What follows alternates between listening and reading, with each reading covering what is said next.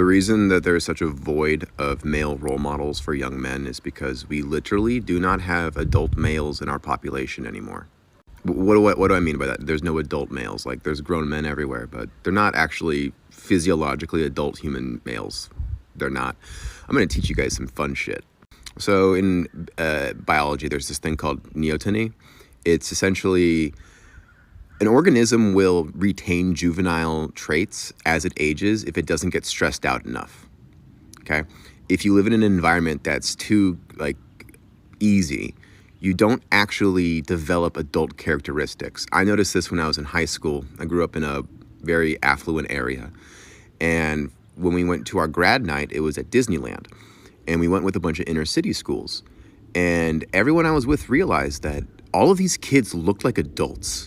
They looked so much older than us. It's because they were in a more stressful environment, which caused their adrenal glands to upregulate, which caused higher testosterone levels, which made them literally adults.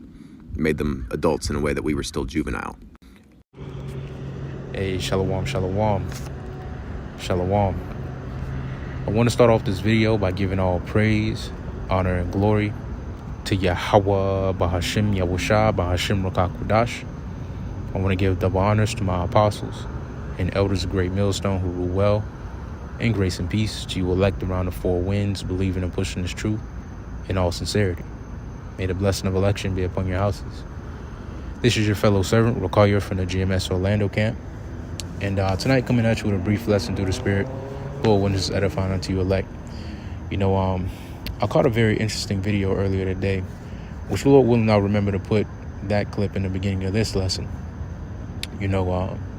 But nevertheless, I caught a very interesting video earlier today, which is going into neoteny, which to sum that up in so many words, is the study of how your environment affects your growth.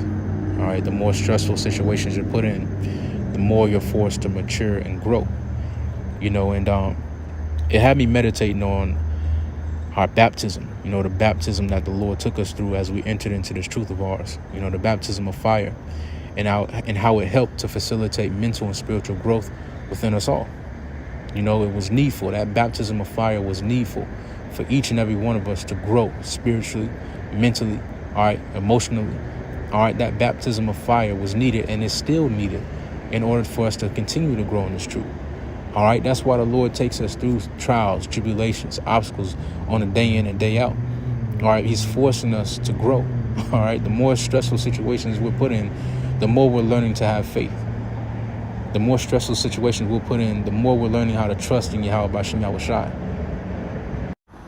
And the more obstacles we face, the more we experience. All right, and the more we understand that the environment that the Lord has put us in is the best one possible to facilitate our mental and spiritual growth. All right, the Lord has put us in the best environment possible on this side of life and in this day and age. And although it's a stressful environment, the elect are going to reap the benefits of this baptism and of spiritual and mental maturity, while the rest of the world is stuck in an adolescent understanding of judgment, of prophecy, of the will of the Heavenly Father and of the Heavenly Father himself. The elect are going to reap the benefits of this baptism by fire. And that's why it's important to endure hardness as a good soldier. All right, continue to endure these temptations. Continue to endure these obstacles, because it's all working toward the good of the Lord's elect, like it says in Romans the 8th chapter. All right, this is all working toward our good, Lord willing, will of the elect. It's hardening us. All right, it's forcing us to mature. Okay, it's forcing us to have more faith. It's forcing us to exercise wisdom and understanding. All right, it's forcing us to mature spiritually. So I want to grab this here in Sirach, or Ecclesiastes chapter 2 and verse 1. It says, "My son, if thou come to serve the Lord, prepare thy soul for temptation." Right, when you come to serve the Lord, you have to prepare yourself to be tested. All right, because every son whom the Lord receives, he chastises. All right, he puts them through trials. All right, in order to prove them. All right, in order to harden them, in order to refine them. All right, and that's exactly what's happening right now in each and every one of our journeys. We're being refined. We're being proved. All right, through these temptations, through these trials, we're being proved. We're being refined. The dross is being taken out of our spirits. All right. It says, my son, if thou come to serve the Lord, prepare thy soul for temptation. Set thy heart aright and constantly endure. All right. The heart, oftentimes when you read about the heart in the scriptures, it's talking about your mind. All right. Set thy mind aright and constantly endure. Get your mind right. Okay. And that's why the scriptures constantly harp, all right, on transforming your mind. Like it says in Romans, the 12th chapter. All right. Be transformed by the renewing of your mind. All right. Because it starts in your mind. All right, wherever your mind is, your body will follow. And if your mind is right, if your mind is stayed on Yahweh Bashim Yahushai and these prophecies, your body is going to naturally follow. All right, your spirit is going to be forced to follow. It says, set thy heart aright and constantly endure. Constantly endure. All right, because this ain't no overnight thing that we in. You know, this is a day by day thing. All right, we catch hell on the daily. We go through new obstacles and new trials on the daily. All right. It's just a part of the job. It's just a part of what we signed up for. So we have to set our minds right, get your mind right, and constantly endure. All right. Constantly endure. Why? It says, and make not haste in the time of trouble. Cleave unto him and depart not away. Why? That thou mayest be increased at thy last end. All right. If we do all these things, all right, if we set our minds right, constantly endure, cleave unto the Lord and depart not away, we're going to be increased at our last end. All right, and that increase is going to come by form of spiritual power, by mercy, by salvation, by the spiritual bodies that's going to be placed upon the elect, the new bodies that's going to be placed upon the elect. All right, in many other ways. But those mercies are reserved for those who endure these temptations, who see this through to the end, which, Lord willing, we're a part of that number. All right. It says, set thy heart aright and constantly endure, make not haste in the time of trouble. Cleave unto him. And it says, make not haste in the time of trouble. Right. When we're put in situations of uncertainty, you know, when we're put in situations of temptation, you know, it's important not to make haste, you know, not to seek the easy way out. All right. Wait for the Lord to offer up or to open up that door of escape. You know, wait for the Lord, all right, to make that way of escape. You know, if you get what I'm trying to say. The word is escaping me right now. Please excuse me, brother. It says, cleave unto him and depart not away, that thou mayest be increased at thy last end.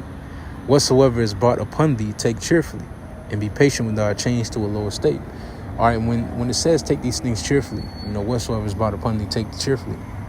It's not talking about catching hell and grinning ear to ear like a Cheshire cat.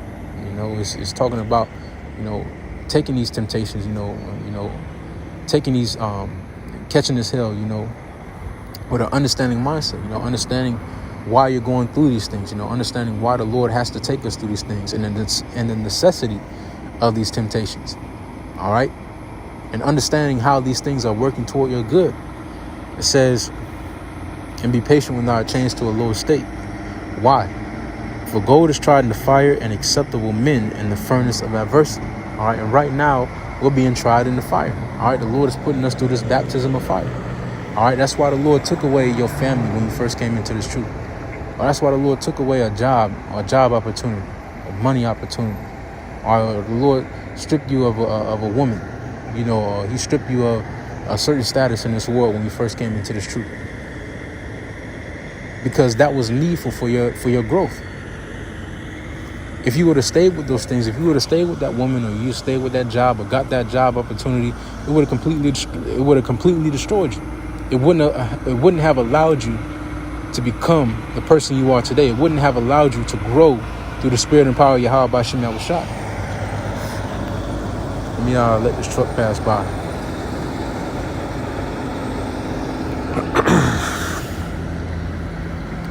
Decided to do circles in the parking lot all of a sudden. But it says, for gold is tried in the fire, and acceptable men in the furnace of adversity. All right, and right now we're being put through the fire. All right, we're being put through the refining process. All right, but it's important to understand this. All right, 1 Corinthians chapter 10 and verse 13. They have no temptation taking you, but such is common to men. But the Heavenly Father is faithful, who will not suffer you to be tempted above that ye are able. All right, there isn't any temptation the Lord is going to throw our way that we are not able to handle.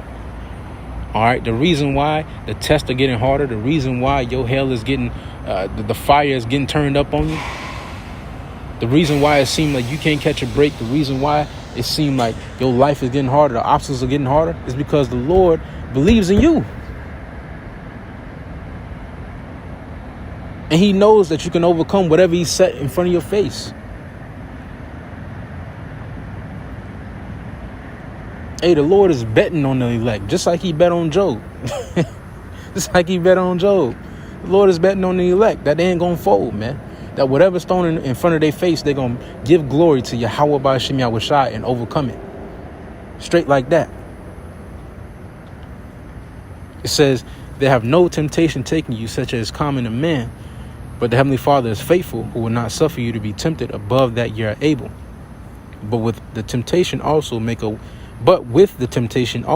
way to escape, that ye may be able to bear it. All right, and that's why it says, make not haste in time of trouble, because the Lord is always going to offer up that way of escape. Always. Always. Always going to offer up that way of escape.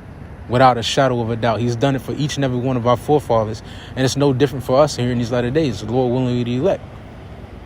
It's no different. The Lord is always going to offer up that way of escape. We just have to wait on it. All right? We just have to be patient.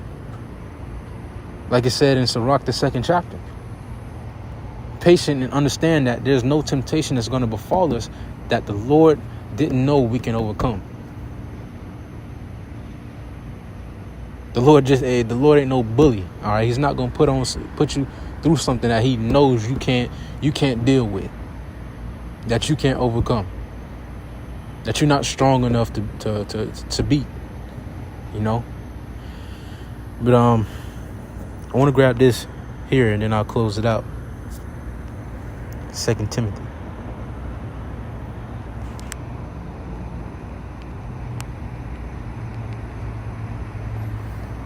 Then I must depart. It's 2 Timothy chapter 2. In verse 3 it says, thou therefore endure hardness as a good soldier of Yahushua HaMashiach.